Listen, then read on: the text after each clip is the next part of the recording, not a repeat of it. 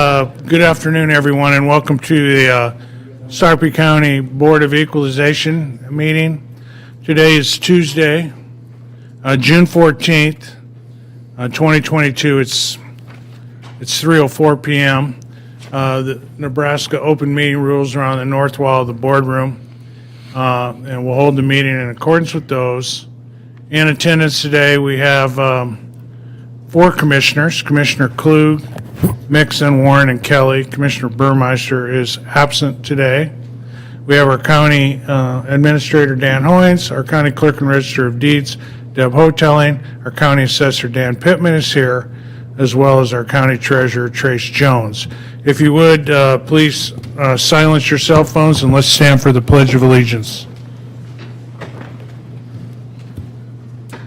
I pledge allegiance to the flag of the United States of America and to the republic for which it stands, one nation, under God, indivisible, with liberty and justice for all.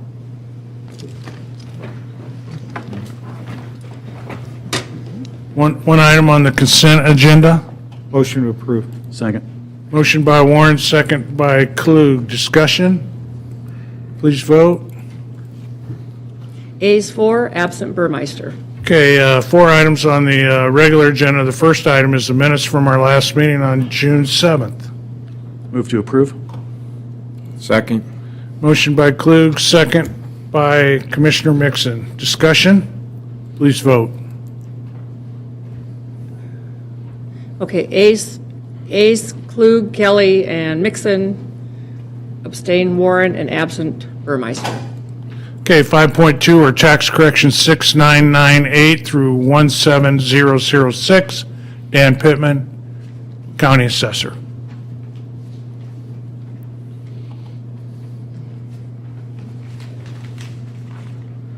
The tax corrections today are all letters from the state of Nebraska regarding homesteads, and they're all added tax.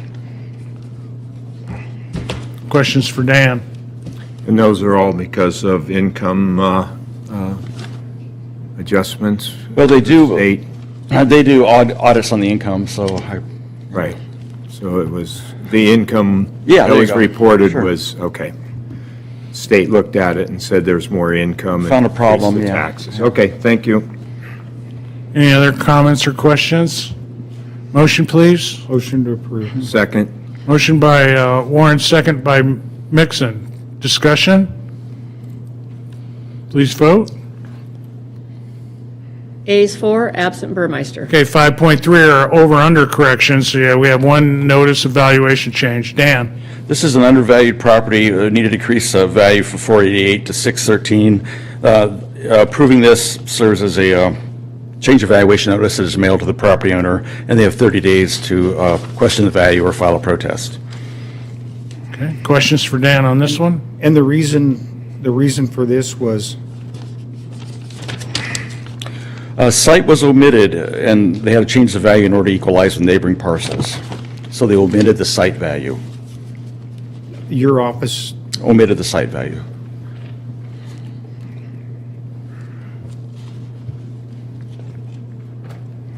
Make the motion to approve the valuation change. Second. Motion by Kelly, second by Mixon. Discussion?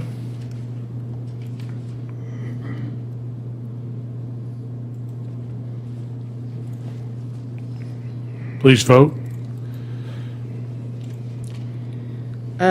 Ayes 3, nays Warren, absent Burmeister. Okay, 5.4 is clerical corrections, 24 notice of valuation change. Dan? These are all the clerical errors, different errors that are made with data entry into the system. And so once we correct those, we have to notify the taxpayer of the correction of the error and give them 30 days to appeal the change in value. Questions for Dan? Motion? and again, Dan, just Question. a question, these were just omitted by your office? These are errors made, like one had a single-family residential permit was on the wrong parcel. One's a data entry. Oh, boy. And another one's values were inadvertently overwritten to the camera program. Just any kind of thing that would fall under clerical. Okay, thank you. Any other comments? Motion to approve. Second. That was you, Jim? Yes. Motion by Warren, second by Klug. Discussion? Please vote. Ayes 4, absent Burmeister. Okay, all agenda items having been addressed as published, the Board of Equalization is adjourned. Give me 1 minute. Okay. Okay, welcome everybody to the Sarpy County Board of Commissioners meeting. It's Tuesday, June 14th. It's 3:10. Nebraska Open Meeting Act on the north wall of the boardroom. We have 4 commissioners present. Commissioner Burmeister is absent. Dan Hoins and our county administrator and Deb Houghtaling, our clerk and register of deeds are present. We're going to start today with an award. And I'll turn it over to Dan Hoins for that. Dan. Thank you, Mr. Chair, members of the board. Again, as we did last week and plan to do for the next several weeks, again, subsequent to the February Core Values Recognition Award, we opened it up for nominations, and this week's nomination comes from the County Attorney's Office, Mr. Mark Batt. And if Mark and Sarah Preisinger, the attorney that nominated him, would make their way up, Sarah will actually make the presentation to Mark and tell you why, but while they're on their way up, Mark went to UNL, received his bachelor's with a major in political science and a minor in national security studies. We would have been in different classes, Mark. He graduated then with Creighton Law with a degree, started as a clerk with the county in 2019. After he passed his bar exam in September of 2019, he was promoted to deputy county attorney and continues to serve in that role today. And so Sarah submitted the nomination. I'll let her tell the board and the community why she finds Mark's a deserving recipient of the County Core Values Awards. Step up to the mic there, Sarah. So. Normally people don't struggle to hear me, but I certainly will. Good afternoon. When I look at the values that are listed as those Sarpy core values, many of them make me think of Mark, but 2 in particular really struck me, and they are service and respect. I sometimes tell people that Mark is the most polite and deferential person I have ever met in my life.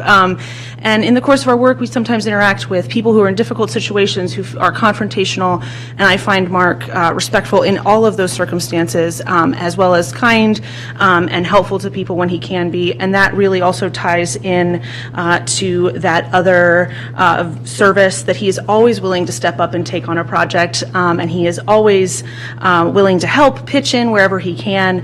And in those ways, I feel like Mark really models the best of us. And so I am delighted to present this to him in front of all of you today.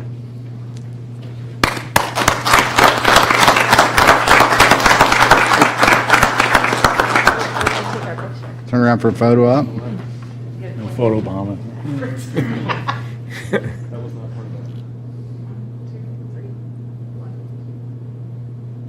Thank you, Sarah. Mark, would you like to say anything? Or? You have to step up to the mic. Oh, Yes. right, okay, that's fair. I'll keep this brief. I've had, different jobs, different clerkships, internships, things like that. I can, truthfully say Sarpy's probably the easiest place to come to work to. Everybody's great. It's easy to have these core values. Everybody here has been supportive, kind, gracious since the moment I stepped on campus here. So I appreciate Sarah nominating me and having the time to talk, but I'm just grateful to be here. Thank you. Congratulations. Thanks, sir. Thank So, you. so Mark, you do know that the acceptance of that award's a commitment for a 20-year career with the county, right? That's all I have, sir. Thank you, Dan. Okay, comments. Commissioners' comments. Gary? None. None. None, thank you. Nothing additional, sir. Okay. Well, I'll just comment, there's a lot of stuff going on in the local area, so take some time to look at what's happening and partake if you choose. But the College World Series and Papillion Days will dominate this weekend for sure, as will the stifling heat that I've seen forecasted, so stay safe out there and have fun. Okay, that brings us to the consent agenda. We have 5 items. Would any of the commissioners like to see any of those moved? If not, I'll take a motion to approve as published. Motion to approve? I may have hit your button. I'll second his motion. Okay, motion by Klug and a second by Commissioner Warren. Discussion? Please vote. Ayes 4, absent Burmeister. Okay, on the planning and zoning agenda, we only have one item. It's 6.1. It's a public hearing. It's Resolution 145, rezoning from RD50 two-family residential district to RE2 residential estates 2 district on a property legally described as Lot 40 Villa Springs, which is generally located southeast of 132nd Street and Buffalo Road. The applicant is Alan Hans for Advantage Investment Properties LLC, Jason Kubicek. Good afternoon, Commissioners. Alan Hans, Advantage Investment Properties LLC, is requesting approval of a rezoning from two-family residential zoning district to residential estates 2 zoning district for Lot 40 Villa Springs. Subject property and the subject property per the attached site plan has existing structures, including a woodshed and chicken coop. Lot is otherwise maintained lawn. The request is to rezone the property to better align with the size of the property. Site is over 2 acres, which is in compliance with RE2 zoning district and is compatible with other RE2 zoned lots in the immediate area. Access to the site is from North Shore Drive. Access to Buffalo Road will not be permitted. The existing structure along Buffalo Road will become a legal non-conforming structure with the approval of the rezoning. The structure will be allowed to remain a non-conforming structure, but if ever 50% destroyed or damaged, it would need to be brought into conformance if rebuilt. So what's the issue? The non-conforming, is it on the, not built high enough? Yeah, no, it's within the setbacks. Okay. So that's the woodshed right there is the structure that's within that area, so. Okay. So staff recommends approval of a rezoning from two-family residential district, RD50, to residential estates 2 district on the property legally described as Lot 40 Villa Springs, Sarpy County, Nebraska, subject to the comments and attachments in the Planning Department recommendation report.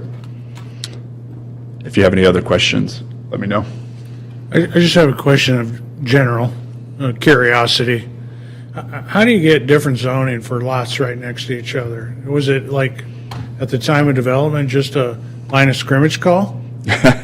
On this one, I can't explain, but we were kind of talking through, I was talking through with the applicant, and this lot was used as a way station as the lake was being dredged. Oh, I see. So it could have been related to that. It just was, they planned on splitting it up and developing it later, but just never happened. So it was kept as 1 2-acre lot. Which better aligns with the RE2 instead of the more. Well, it'll certainly align better with the neighborhood. Yeah. So, thank you. Okay, this is a public hearing. Would anybody like to come address the Board of Commissioners either for or against this initiative? Please state your name and address for the record. I'm Alan Hans with Advantage Investment Properties. Okay. That was the same question I had, is how the one lot was kind of zoned different than the other lots. And I didn't even know it when I bought it. The lot was owned by the neighbor for 20-some years, and then he sold it to me. So we've since cleaned it up, and when I went to pull a permit, I learned that it was RD50 instead of RE2. I don't have a problem with the other restrictions that were placed as far as the access from Buffalo Road or the removal of the accessory building. The neighbor still keeps his wood in there, so if it ever does get damaged, we won't be rebuilding it. Appreciate your consideration. You bet. Thank you. Thanks. Anybody else want to address the board?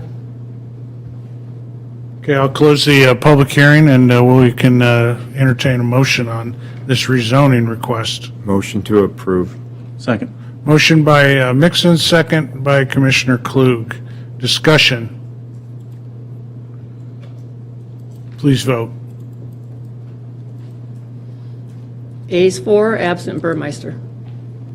Okay, thank you. On the regular agenda, the first item is 7.1, which is the minutes from our June 7th meeting. Motion to approve? Second. Okay, motion by Klug's, second by Mixon. Discussion? Please vote. Ayes, excuse me, Ayes 3, abstain Warren, absent Burmeister. Okay, 7.2 is Resolution 140. This is awarding the low bid for a card reader upgrade project for the Sheriff's Office to Prime Communications doing business as Prime Secured in the amount of $186,935 and change. Beth Garber, Assistant County Administrator. Thank you. So our current DSX system was procured in the 1980s and is currently at end of life. As you can imagine, in the 80s, the systems weren't as robust as they are today. The new system has the ability for seamless integration with 3 security components, including the access control, video, and logical security. The one bid received was for $186,935.88.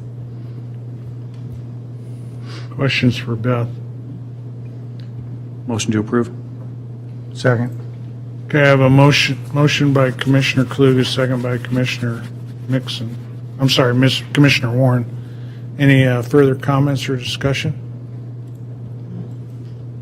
Please vote. Ayes 4, absent Burmeister. Okay, last item on the regular agenda is Resolution 146, committing the use of $3,835,000 of American Rescue Plan Act funds, ARPA, to projects outlined in the attached exhibit as Phase 3 commitments. Bill Conley, CFO, will run us through those. I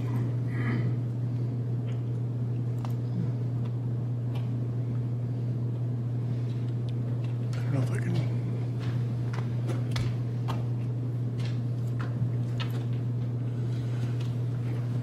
Well, this is the, good afternoon. This is the agenda item and the attachments, which walks through some of the numbers, and I know they're a little bit small, but I wanted to give a brief update on ARPA residents responding to the pandemic and other economic impacts. So we're excited to partner with them on that. A total of $3.8 million are on the list. The next box highlights where we're at in terms of the ARPA. As you probably remember, we were to receive $36.4 million. As of last Friday, we received all of the $36.4 million. So we have all of the ARPA money that was promised to us by the federal government in 2 phases, and so we got the second payment last week. The Phase 1 commitments were $14.4 million. Phase 2 was $7.8 million. This recommendation list is $3.8 million. That would total $26 million. After, assuming this gets approved today, we will have $10.3 million left of our ARPA funds that have not yet been committed. And then I've indicated that there are 2 main buckets that we can spend out of. One is the main general government services, of which we can use up to $10 million. And then there's everything else. And so in the $10 million bucket, we can use $8.4 million, and the rest has to come out of all the other categories. So that's a summary of the Phase 3 and kind of the overall. I did also attach to this agenda item, and we will post this on the ARPA website as well as we've done in the past on these updates, a listing of the first 2 phases. And so this shows Phase 1 and Phase 2, the projects and what's been spent through May. Phase 1 was $14.4 million. We've spent virtually all of that, $13.9 million at this point. And then Phase 2 was $7.8 million. We've hardly spent any of that yet. So those projects are still underway, and I'm sure a lot of those costs will come in here in the next few months. So with that, I would open it up to any questions you have. Is there some sort of approval, or, because the federal government's going to look at this at some point. So along the way, Phase 1, Phase 2, Phase 1 we spent most of the money, Phase 2 we haven't. But along the way, is there any way the federal government blesses that first part? So, and my point is, with all the resources that we've had on ARPA of what you can spend it on, et cetera, you know, sometimes all of a sudden the government said, well, no, that was wrong. So we might have a $3 million or a $5 million item that they reject, and then that puts us at a little different spot. I'm just wondering if they're approving anything along the way, or what's the timeline on that? It's a great question. There's significant reporting with the ARPA funds that we've received to the U.S. Department of Treasury, and credit goes to Jenny Rock in our office who manages all that, and we're better off when I stay away from it. But we have quarterly reports that we had to issue an initial report and then a quarterly report as of March 31st. We did that one in late April. We will have a report in July on the next quarter. So we are providing a report on what's been committed and what has been spent. The Treasury Department, for us and for really any jurisdiction, they're not coming back and saying, we approve that. What we are doing is, for any of these expenditures in the first two phases, and we're working on the phase 3, but in the first two phases, we put together a white paper, a legal document that outlined why we think that expenditure complies with the ARPA regulations. We cited either the interim final rule or the final rule, because they've changed kind of the rules as they've gone along. And so we've cited specific language. And then we asked that, we sent that document to our consultant, UHY, for their review, and they concurred with our positions on that all of those were qualified expenses. So I'm confident, but there is no guarantee. Right. I mean, UHY is not guaranteeing that, but I feel confident that we are documenting what we're doing, and we're making every effort to comply with the Treasury Department's regulations. And I don't think, with the spirit of what it was all set up to do, I don't think the spirit of the government would be to come back and get real nitpicky after this thing has been out there for a while and it's been refined and everything. So that makes me feel really good too. I think we've got a good confidence level there. I have just one other little comment, and that was the $500,000 going to the Midlands Community Foundation. Since they're already a foundation, and a lot of times, and you might not know this, but it would be nice if that $500,000 that is being put in could somehow be put to some matching programs as well, so it has a